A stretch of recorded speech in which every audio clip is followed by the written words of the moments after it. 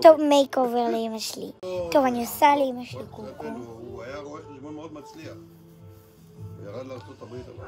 קודם כל שביל באמצע, זה הכי חשוב. היה תקופה שהרבה ישראלים ירדו לארצות הברית. אוקיי, הנה. זה הכי טוב שהצלחתי. עכשיו, בוא נעשה לו קוקו. יודעים מה? נראה לי צמא. לא יודעת. וואי, אמא מתאים לך קוקו. כן? כן. יותר יפה מהרגיל. כן? באיזה כפר ערבי? טוב, ברגיל היא אחרת. יש שירים יפים, יש בעיה. חבל משהו. תגיד, אם לא היו להביא בגדים לדניאל? פעם היו שירים. אני הולכת, אני אם עייפה. היו ביקשה לכם בגדים לדניאל? אבל אני באתי עם תום, אז איך אני אלך?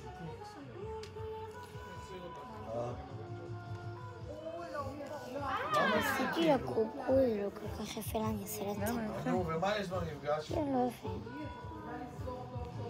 יפה מאחורה, אבל לא יפה לך, כאילו. אוקיי, יאללה, בוא נעשה לה צמא. חלק מה זה? פה. מה אתה אומר? זה חלק ראשון. וזה חלק שני. אוקיי, צמא. מייק אובר לאמא שלי. מה זה, אמא? יש לך קצת שיער. מאוד, ממש מעט יש לי שיער. לי יש עוד פחות. תגידי יש תודה. יותר. מירי.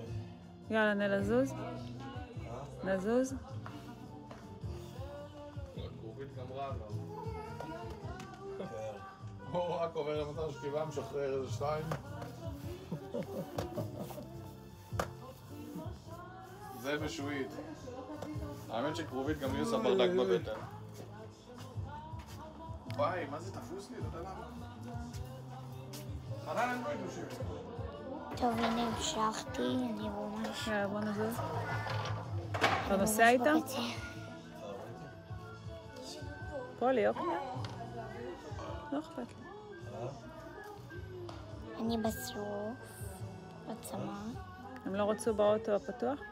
הוא לא נכנס שם מאחור. הוא נכנס. דור נכנס. אני נכנסת.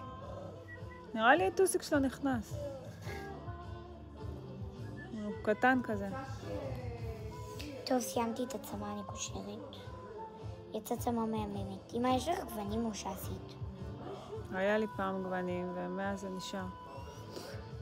שעשיתי. למה? זה יפה. כן?